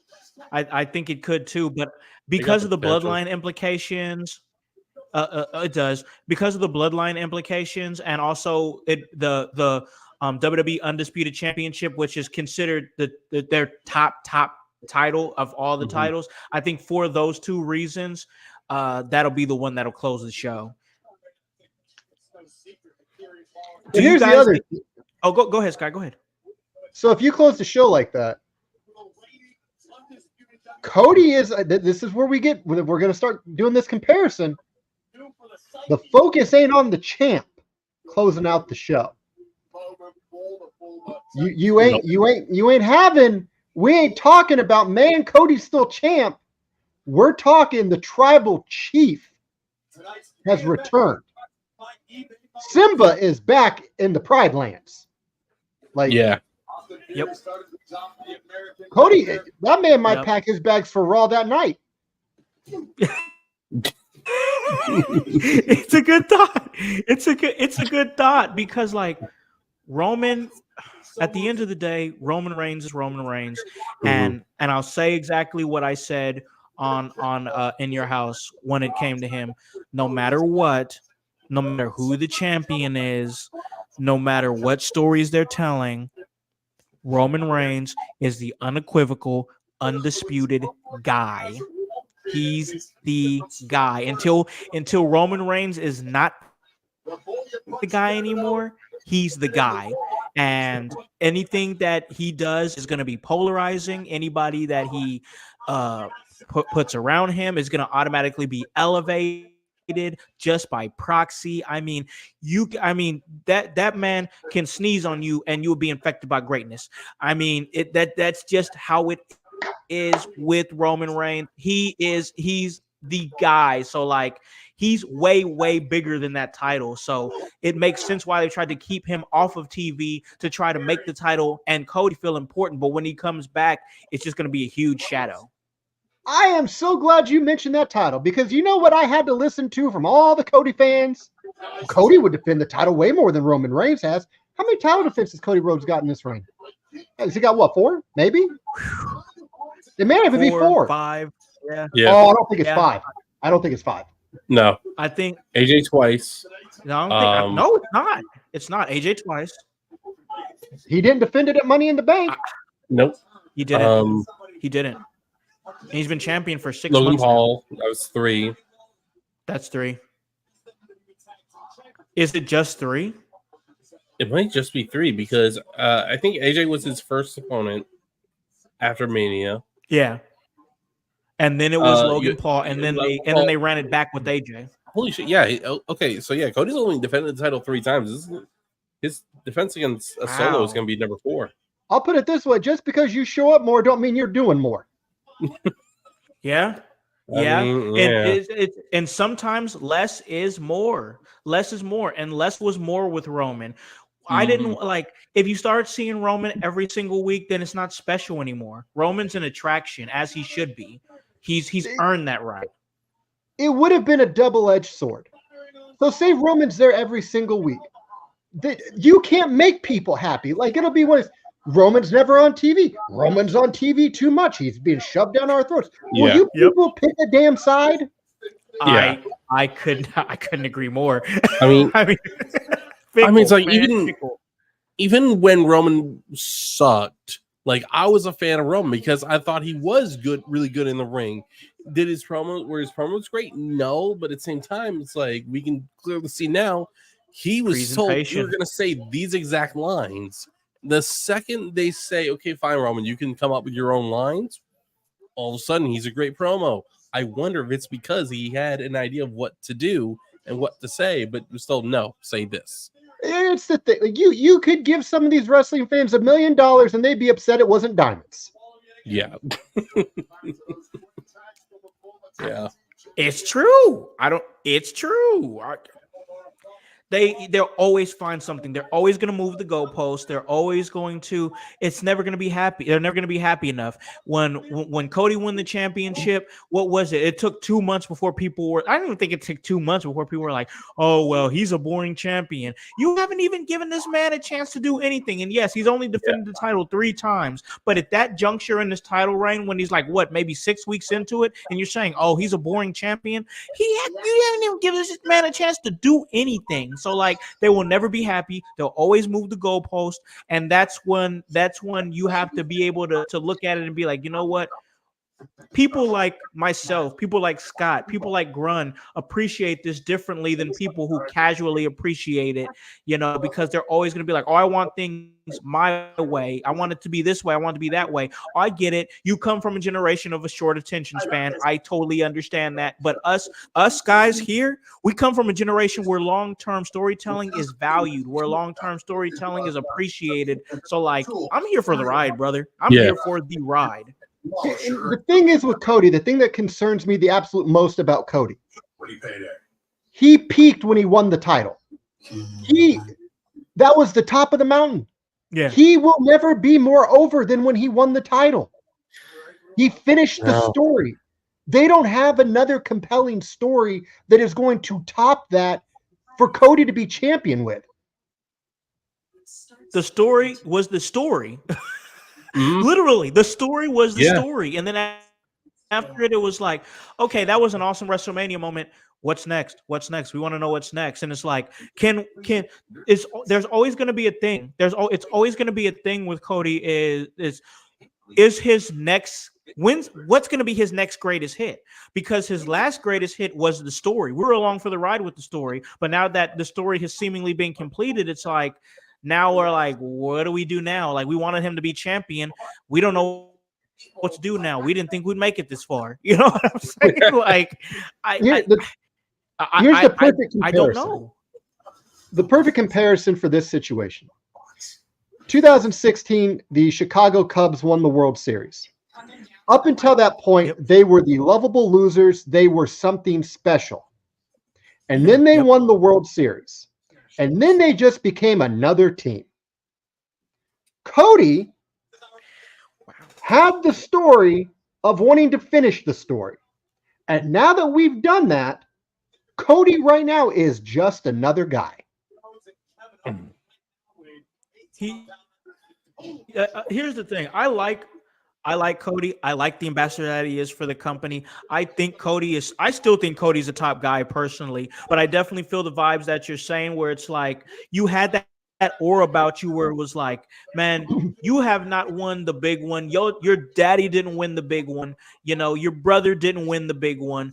And now it's like, can we topple that? But now that it's been toppled, the real question is what's next? Because that was it. Him winning the title was the big thing. But now it's like, how are we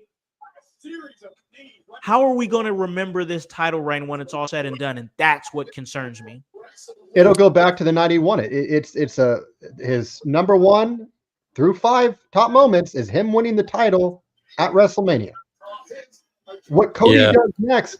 What do you? Because here's the other thing. When they were putting him against CM Punk in promos, Punk was getting more cheers.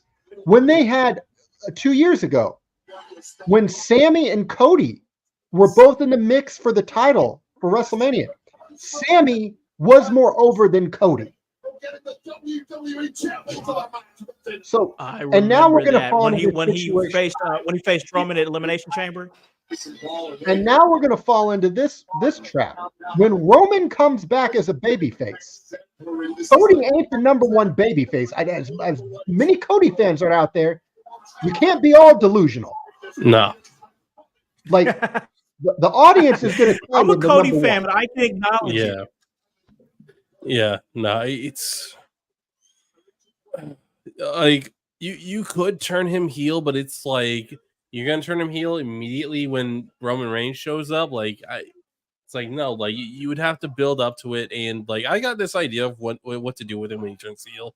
Start a faction, the royal family, bring in Lexis King, Ethan Page, Sean Spears, maybe Dustin Rhodes. He's in contract negotiations right now with AEW. Arn Anderson didn't re-sign with AEW, and like you can kind of use that group as a way to propel LA Knight or not Alexis King. So he's okay. So basically, his own legacy. Yeah, like his own legacy, his own major faction, and like it could work really well, especially with if you decide to. We're going to turn Lexis King babyface. How do we do that? We do it kind of like how you did it with Randy Orton and Evolution.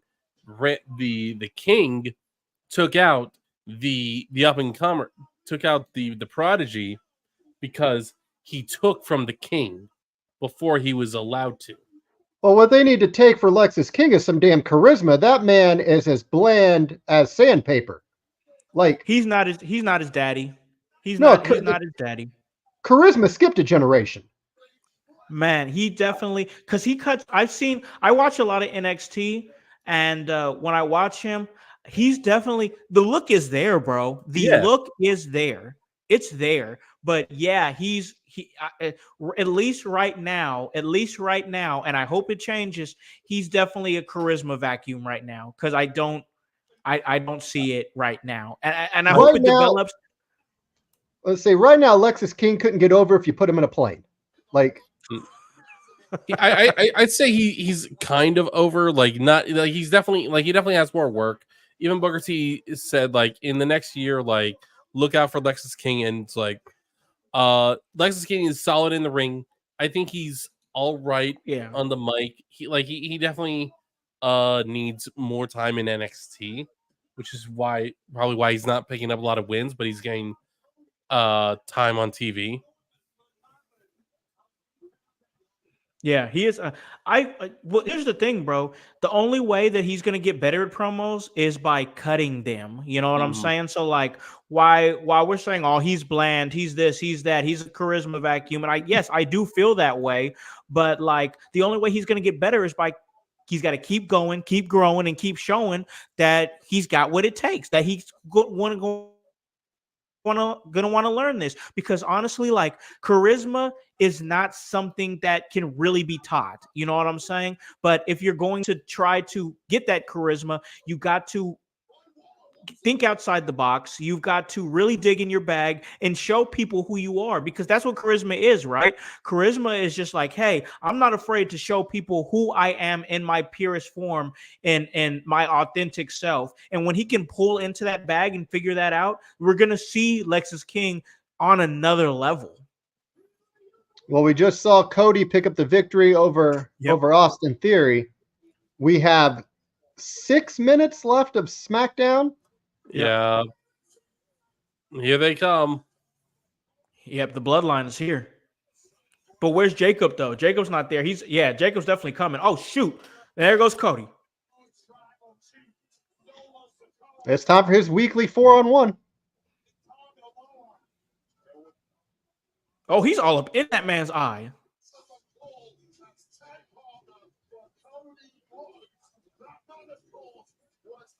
Oh, what's happening here? Jacob's not going to let it happen. He's somewhere. There's no way.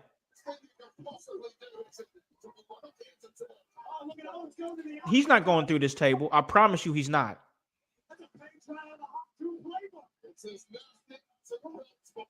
There it is.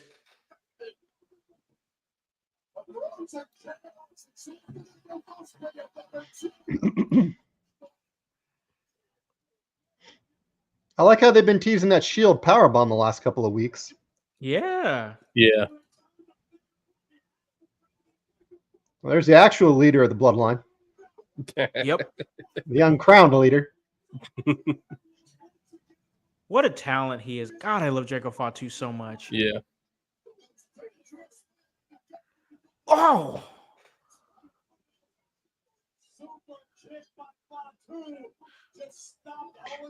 So how many bloodline members you think are in the Royal Rumble? We could at least do half.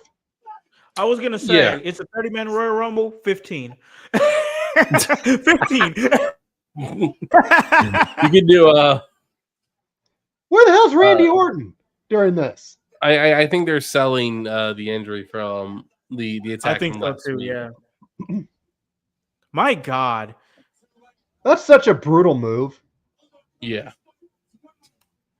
Uh-oh. I think he's about to do his is he doing his moonsault? Oh no, he's a splash. And they just keep making Cody watch. This is the second week in a row they've made Cody watch as they dispatch one of his guys. And big headbutt.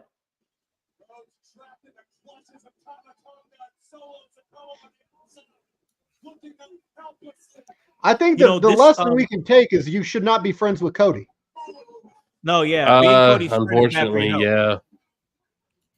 Hey, Grun, this kind of jumps into my idea that I talked about on In Your House that we think that Jacob Fatu's first match could be at SummerSlam against Kevin Owens. Oh, and there goes Cody Table. It could be like out of all these new members, like I would definitely give Jacob the match at SummerSlam. Oh snap! Cody not trusting that no. powerbomb. Oh, they're taking him out. This ain't no way, bro. Oh snap!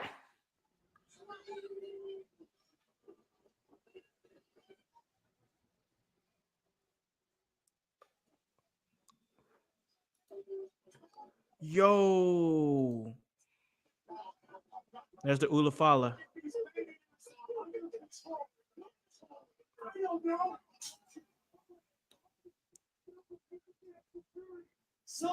Cody better go expedite that contract from AEW for Dustin.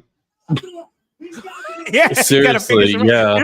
This guy needs help. Do that. Go bail Ted out of jail. Get him a pardon, a furlough, Yeah. Something.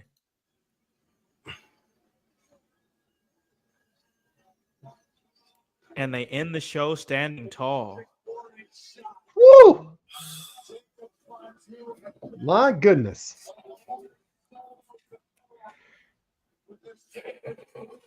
When Roman's music hits. Oh, you hear that? Yeah, the rerun. It's gonna blow. It's gonna blow the place up, man. Oh man, that was a good episode. Well, I guys, enjoyed that's going to do it for the stream tonight. We want to thank our guests from In Your House for joining us. Definitely won't be the last time you see them on this channel in this stream. We loved having you guys. Guys, yeah, anything you want to say real quick before we wrap this up? Go ahead, Grun. Okay. You can check me out on Twitch at twitch.tv/Grunmeister. I am currently in a not so set schedule on streaming, but I do stream every Friday night when I do stream, 7 p.m. for my SmackDown preview review show. Oh, in Grun's Room, we talk about previous week's SmackDown and what's potentially happening that night on SmackDown. House, you got anything? Man, yes. I do, man. Grun does great work at In Your House. He comes through. He does our SmackDown preview review show. Then we get him on Mondays as well for the Raw preview review show with the voice Josh Joseph. And then you can catch him also doing stuff on the Sunday house parties. He's usually in there with us, and we appreciate that. With that being said, everything that's moving with In Your House, all the stuff that we're doing, we just got a chance to talk to Dijak. Last month, we was at House of in Lafayette, Indiana, for what was a great show. And we got a chance to have many great interviews. The ones that are already out, Misa Kate, she is not renewing with the NWA. What's going on through her mind? What's her thoughts and things with that? So that was a really great interview. We had Eric Dillinger. Eric Dillinger was a great interview. He came on. Those episodes are already out, available now on all major podcasting platforms and on our YouTube. We just dropped Big Zoe's interview from OVW. That was great. Big Zoe's a great guy. We had Dijak this past Monday. This past Wednesday, I did a Raw review.